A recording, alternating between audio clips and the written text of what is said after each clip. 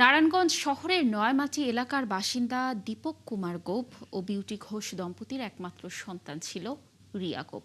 মাত্র 6 বছর বয়সী রিয়া গোপের হাতে ছিল খেলনা, চোখে ছিল রঙিন স্বপ্ন। কিন্তু বৈষম্য বিরোধী ছাত্র আন্দোলনের সময় নিজ বাড়ির ছাদে খেলতে গিয়ে গুলি লেগে থমকে যায় তার জীবন। হাবিবুর রহমানের তথ্য ছবিতে দেখুন প্রতিবেদন। নারায়ণগঞ্জের একটি হোসিয়ারি কারখানায় কাজ করেন বাবা দীপক। সীমিত আয়ের সংসারে পরিবারের একমাত্র সন্তানকে ঘিরেই ছিল বাবা মায়ের সব স্বপ্ন। 2024 সালে 19 জুলাই বৈষম্য বিরোধী ছাত্র আন্দোলনের দিন বিকেলে নিজের বাড়ির ছাদে খেলছিল তৃতীয় শ্রেণীতে পড়ুয়া ছাত্রী রিয়া। ওই দিন সংঘর্ষের মধ্যে ছোড়া একটি গুলি এসে লাগে তার মাথায়।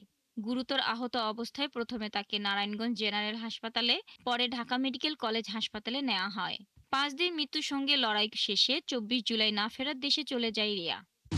এই বুঝো আমি কেমনি নো ওই সারা জীবন যে বন্ধু পাইতে তখন আমি এই বুঝো সহ্য করতে পারতাছি না।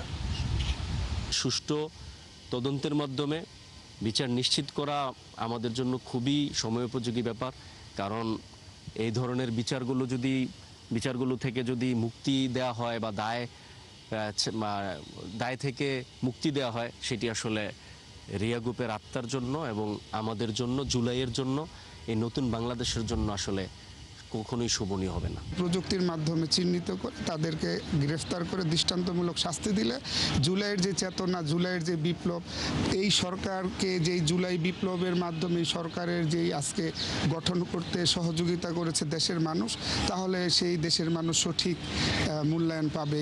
এ বিষয়ে নারায়ণগঞ্জ মহানগর বিএনপির আহ্বায়ক বলেন, রিয়া হত্যা মামলার ন্যায় বিচার হলে তার পরিবার কিছুটা হলেও সান্ত্বনা পাবে। আমাদের প্রত্যাশা থাকবে যারা ঘাতক, সেই ঘাতকদের বিচার যাতে বাংলার মাটিতে হয় এবং তারা কিছুটা হলেও সান্ত্বনা পায় যে যারা হত্যা করেছে তাদের একটা বিচার হয়েছে এবং সেই বিচারে তাদের যাতে সর্বোচ্চ সাজা হয়, সেটাই আমাদের প্রত্যাশা। নারায়ণগঞ্জ জজ কোর্টের রাষ্ট্রপক্ষের আইনজীবী বলেন, নিরপেক্ষ তদন্তের মাধ্যমে প্রকৃত ঘটনা উদ্ঘাটন করে প্রয়োজনীয় সব ধরনের ব্যবস্থা গ্রহণ করবে সরকার। এই পর্যন্ত 5-6 জন আসামি গ্রেপ্তার হয়েছে। এর মধ্যে বর্তমানে একজন আসামি আক্তার হোসেন, সে জেল হাজতে আছে। তা পুলিশ তার মাধ্যমে চেষ্টা করছে যে এই মামলা আসলে প্রকৃতপক্ষে কারা কারা আসামি ছিল বা কারা এই ঘটনার সাথে সম্পৃক্ত, তাদেরকে অ্যাজ সুন অ্যাজ পসিবল গ্রেপ্তার করা যায় কিনা। চোখের সামনে নিজ সন্তানের নির্মম মৃত্যুর বিচারের অপেক্ষার দিন গুনছে শিশু রিয়ার বাবা মা ও তার পরিবারের সদস্যরা। শাকিলা সিথি, 71।